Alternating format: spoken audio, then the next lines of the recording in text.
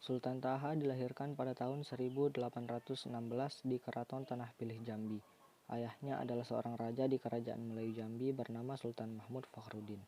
Pahlawan yang dikenal dengan kegigihannya berjuang di Tanah Jambi itu memiliki nama kecil Raden Taha Jayadiningrat. Dia dibesarkan dan dididik di lingkungan istana serta dipersiapkan menjadi seorang pemimpin. Jadi sejak kecil Raden Taha Jayadiningrat sudah memiliki keberanian dan jiwa seorang pemimpin.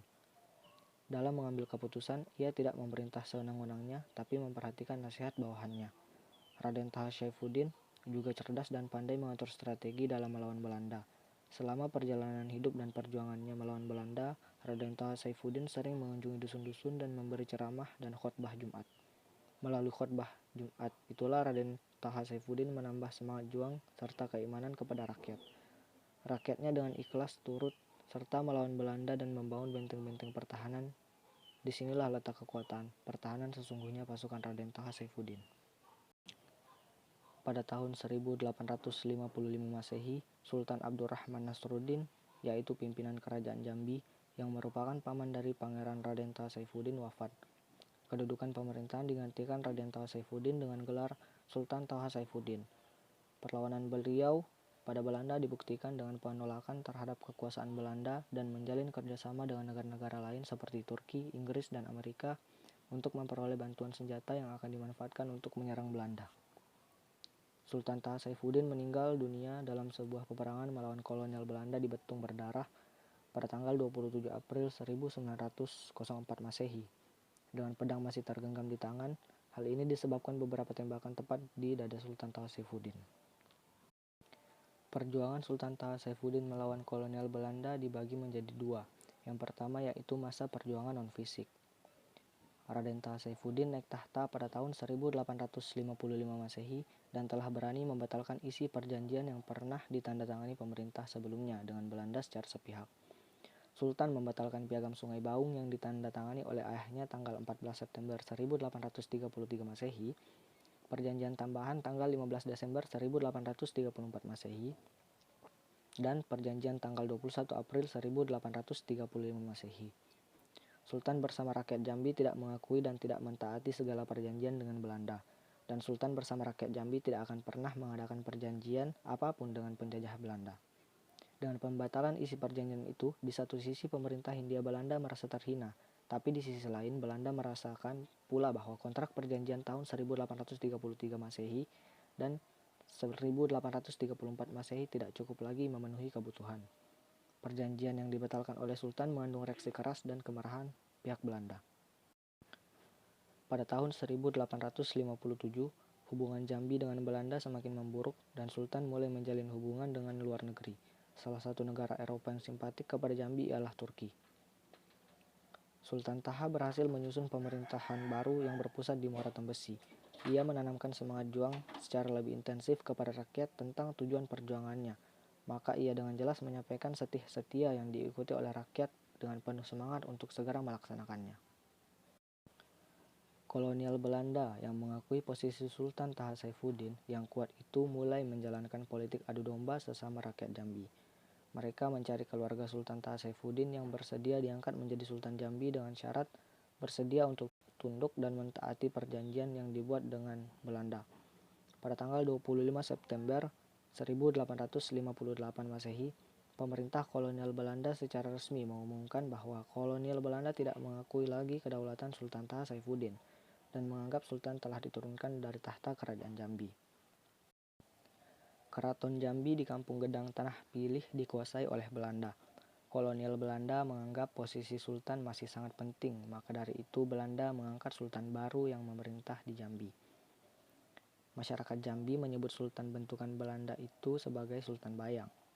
Keberadaan Sultan Bayang berfungsi melemahkan kedudukan Sultan Taha Saifuddin sebagai Sultan Jambi, sebagai media penerapan taktik pecah belah, dan sebagai tempat menyodorkan perjanjian baru kepada pihak Jambi.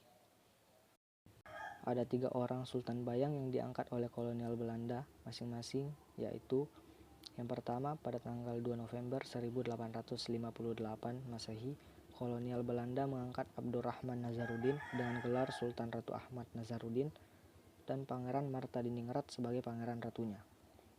Yang kedua, pada bulan Juli 1881 Masehi, kolonial Belanda mengangkat Pangeran Ratu Marta Diningrat dengan gelar Sultan Ratu Muhammad Muhyiddin, dan sebagai pangeran ratunya ialah Pangeran Suryo dengan gelar Pangeran Ratu Cakranegara.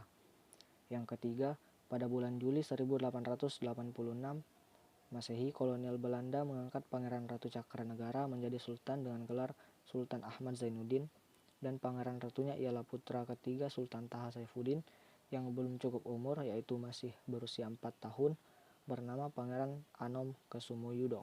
Karena belum cukup umur, maka kolonial Belanda mengangkat Pangeran Marta Jayakusuma sebagai pangeran ratu. Sesuai dengan apa yang diinginkan oleh kolonial Belanda, timbul perpecahan di kalangan keluarga Kesultanan Rakyat Jambi. Tetapi sebagian besar rakyat Jambi hanya mengakui Sultan Taha Saifuddin sebagai Sultan Jambi yang sah. Hal ini disebabkan Sultan Taha Saifuddin yang memegang tanda-tanda kebesaran dan alat-alat upacara kesultanan, salah satunya yaitu kerisi Ginjai yang merupakan lambang kesultanan. Untuk mengatasi perpecahan ini, di Muara Tambesi, Sultan Taha Saifuddin mulai menyusun pemerintahan baru. Daerah kekuasaannya meliputi daerah Jambi bagian hulu, yaitu Lubuk Rusa sampai ke Muara Jambi. Struktur pemerintahan Sultan Taha Saifuddin pada waktu itu dipengaruhi oleh struktur masyarakatnya yang terdiri atas kelompok atau dubalang. Yang kedua yaitu masa perjuangan fisik. Sultan Taha Saifuddin menyadari bahwa perjuangan melawan kolonial Belanda perlu persenjataan yang lengkap serta memadai. Oleh sebab itu, Sultan mengadakan hubungan dengan luar negeri, yaitu negara-negara yang bersedia menjual hasil industri perangnya, yaitu Inggris dan Amerika. Di samping itu, Sultan Taha Saifuddin juga membuat misiu sendiri guna menghadapi kemungkinan blokade Belanda yang lebih ketat lagi. Setelah memiliki persenjataan tersebut, Sultan Taha Saifuddin membentuk pasukan Sabilillah. Dengan adanya pembagian wilayah komando tersebut, perlawanan dapat dikoordinasikan sehingga pihak Belanda mengalami kesukaran dalam menghadapi Sultan Taha Saifuddin. Bersamaan dengan pembentukan pasukan komando, kegiatan penerangan untuk membuktikan perlawanan umum terhadap Belanda juga ditingkatkan. Untuk itu, Sultan Taha Saifuddin tidak bosan-bosannya menyampaikan ayat-ayat Al-Quran, diantaranya Surah An-Nisa ayat 144 dan Surah Al-Ma'idah ayat 51, yang mampu membangkitkan semangat jihad untuk membela tanah air dari penjajahan Belanda. Kolonial Belanda terus berusaha melakukan perundingan dengan pihak Sultan, akan tetapi tawaran bujukan pihak kolonial Belanda sama sekali tidak didengar oleh Sultan Taha Saifuddin. Target atau tujuan kolonial Belanda adalah menangkap hidup atau mati Sultan Taha Saifuddin serta pengikutnya. Pada tanggal 6 September 1858 Masehi, pasukan Mayor Van Langen berkedudukan di Muara Kumpeh mulai bersiap menyerang Keraton Jambi dari segala penjuru secara diam-diam. Sultan Taha Saifuddin menggunakan benteng, kampung, dan rumah-rumah yang memperkuat yang hanya bisa direbut dengan pertarungan duel dengan bayonet. Lebih dari itu, keraton juga dilindungi oleh rawa-rawa sehingga manuver memutar pasukan Belanda menjadi sia-sia. Pada peperangan ini di halaman Keraton Jambi telah tewas ratusan orang prajurit dan puluhan orang pemangku adat ditawan oleh kolonial Belanda. Akan tetapi akhirnya keraton dapat juga dikuasai oleh Belanda. Setelah itu disusul oleh menyerahnya penduduk yang tinggal di tepi seberang sungai. Pada tanggal 25 September 1858 Masehi, pemerintah kolonial Belanda secara resmi mengumumkan bahwa Belanda tidak mengakui lagi kedaulatan Sultan Taha Saifuddin dan menganggap Sultan telah diturunkan dari tahta kerajaan Jambi. Pada tahun 1868 Masehi, di lokasi bekas runtuhan Keraton Jambi, Belanda membangun sebuah benteng pertahanan guna mengendalikan negeri Jambi. Berangsur-angsur kekuatan Belanda di Muara Kumpeh dipindahkan ke Jambi. Pada tahun 1885 Masehi, kota Jambi diserang oleh pasukan pimpinan Raden merampas sejumlah besar senjata Belanda. Maka pada tahun yang sama kapal perang Belanda dengan nomor 12 yakni kapal Hutman sedang di perairan menuju Jambi, diserang dan dirampok segala isinya lalu ditenggelamkan. Pada tahun yang sama, kapal kolonial Belanda yang penuh serdadu dan senjata dicegat dan ditembak di Sungai Merangin di Dusun Kasau Malintang. Di Sarolangun, kolonial Belanda menempatkan pos pertahanan di perbatasan Jambi di bagian selatan. Bulan April 1890 Masehi, kedudukan Belanda di Sarolangun Rawas diserang pula oleh Haji Kademang Rantau Panjang yang dibantu oleh beberapa ula balangnya. Sultan Taha juga memerintahkan agar tiap-tiap rumah memiliki sebuah selaras bedil dan tiap keluarga menyimpan padinya di hutan. Setelah segala ikhtiar dijalankan, Sultan Taha Saifuddin menganjurkan kepada seluruh rakyat untuk memperkuat kubu pertahanannya masing-masing dan meningkatkan sabotase. Apabila ada kesempatan yang baik tanpa menunggu komando rakyat, diperintahkan langsung saja bergerak. Pada tahun 1895 Masehi, terjadi serangan di Merangin dan Batang Asai terhadap Belanda yang menimbulkan banyak korban di pihak kolonial Belanda. Pada tahun 1898 Masehi pecah lagi pertempuran antara lebih kurang 8.000 pasukan rakyat melawan kolonial Belanda di Tanjung Gagak yang menimbulkan banyak korban di kedua belah pihak. Muara Tambesi yang merupakan jantung pertahanan untuk menguasai Jambi Hulu, oleh karena itu Muara Tambesi menjadi target kolonial Belanda. Muara Tambesi adalah kunci bagi penaklukan Jambi. Untuk menguasai Muara Tambesi, maka Belanda mengerahkan pasukan infanteri, artileri, zeni, kesehatan, angkutan, dan kapal perang. Sedangkan persenjataan pasukan Sultan Taha Saifuddin dilengkapi dengan senjata bedil dan senjata lainnya. Pada tahun 1901 Masehi, setelah Muara Tambesi jatuh ke tangan kolonial Belanda, maka Sultan Taha Saifuddin dan pasukannya dipusatkan dan bertahan di sekitar Sungai Tabir, yakni di Dusun Pematang, Tanah Garo. Sultan Taha Saifuddin menyadari bahwa pasukannya sejak Muara Tambesi jatuh ke tangan kolonial Belanda mengalami banyak kemunduran dalam setiap medan pertempuran.